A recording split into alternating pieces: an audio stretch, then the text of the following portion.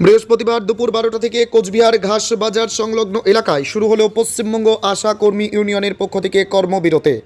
সেই কারণেই কোচবিহার জেলা শাখার পক্ষ থেকে সমস্ত আশা কর্মী ইউনিয়নের সদস্যরা অবস্থান বিক্ষোভ কর্মসূচি শুরু করেছে। পশ্চিমবঙ্গ আশা কর্মী ইউনিয়নের পক্ষ থেকে এই কর্মসূচি গ্রহণ করা হয়েছে। তাদের মোট 8 দফা দাবি। ফার্স্ট, আশা কর্মীদের রাজ্য সরকার ঘোষিত ন্যূনতম 15,000 টাকা বেতন দিতে হবে। সেকেন্ড, ইনসেন্টিভ সহ 1 বছর পর্যন্ত সমস্ত বকেয়া প্রদান করতে হবে। থার্ড, কর্মরত অবস্থায় মৃত আশা কর্মীর পরিবারকে 5 লক্ষ টাকা দিতে হবে। আজ তাদের কর্মবিরতির 24 দিন। এছাড়াও আরও কী কী দাবি রয়েছে তাদের শুনে নেওয়া যাক। আজ এআইইউটিউসি অনুমোদিত পশ্চিমবঙ্গ আশাকর্মী ইউনিয়ন এবং পশ্চিমবঙ্গ পৌর স্বাস্থ্যকর্মী কন্ট্রাকচুয়াল ইউনিয়নের আয়োজনে এখানে আমাদের পথসভা হবে এবং বিক্ষোভ সমাবেশ হবে। কোচবিহার জেলা কমিটির পক্ষ থেকে আয়োজন করা হয়েছে আজকের এই আশাকর্মীদের কর্মসূচি। আমাদের এই আজকের কর্মসূচি কোনো বিচ্ছিন্ন দিনের নয়, ধারাবাহিক বেশ কিছু দাবি নিয়ে, আশাকর্মীদের দাবি এবং বেশ কিছু সমস্যা নিয়ে আন্দোলনের ধারাবাহিকতায় আজকের এখানে এই বিক্ষোভ কর্মসূচি। আশাকর্মীদের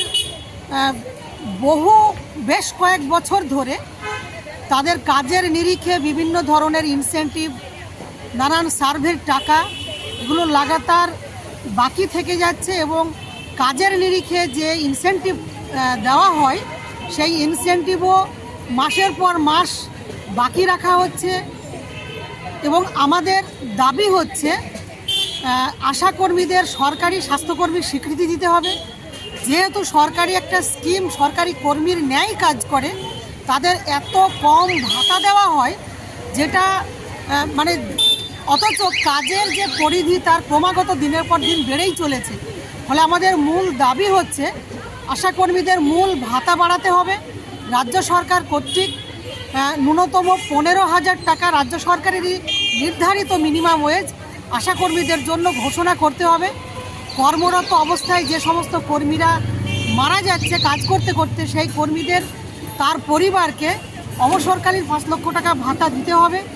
মাতৃত্বকালীন ছুটি দিতে হবে। সরকারি কর্মীরা যা ছুটি পায় সমস্ত ধরনের ছুটি দিতে হবে। এবং আশাকর্মীদের এতদিনের যে বকেয়া, এই বকেয়াটা ক্রমাগত সব সময় এটা থেকেই যাচ্ছে এবং এক একজন কর্মীর প্রায় 70,000 প্রতি মাসে এই বাকিটা থেকেই যাচ্ছে পুরনো সমস্ত বকেয়া মিলে। ফলে আমাদের দাবি হচ্ছে সমস্ত বকেয়া খুব দ্রুত মেটাতে হবে। ফলে আমাদের এই সমস্ত দাবিগুলো নিয়ে পশ্চিমবাংলায় একটা অত্যন্ত গুরুত্বপূর্ণ আমাদের এই নেতৃত্বে আন্দোলন গড়ে উঠেছে। এই আন্দোলনের ধারাবাহিকতায় আমরা প্রতিটা জেলা সিওমএইচ, বিওমএইচ, প্রতিটা সেন্টার থেকে আমাদের আন্দোলনের এবং দাবি